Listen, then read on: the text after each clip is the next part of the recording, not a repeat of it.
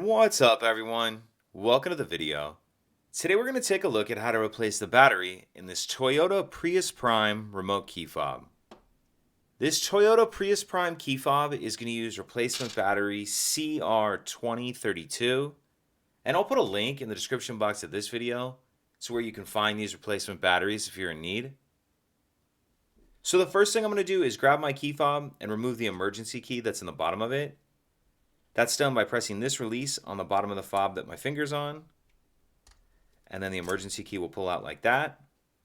Now if I hold the key fob with the buttons facing down and take a look at the bottom of it, you can see there's this slot right here that I'm touching with the end of the key. And if you notice, the end of this key has a little bit of a lip on it. So what I'm going to do is take my key and push it in that notch. Make sure it's all the way pushed in. Then I'm just going to twist the key like I'm opening a lock. And as I do that, you can see it splits the two halves of the case apart. Pull the back half off, and then we see our battery right here. And for this part, I'm going to get a small screwdriver or even something like with a point on it. You just want it to fit down in this notch right here. And it'll allow you to get under the edge of the battery and get the battery out of the holder. Now I'll grab my new battery, and you want to make sure that you're installing that with the plus side up, positive side up.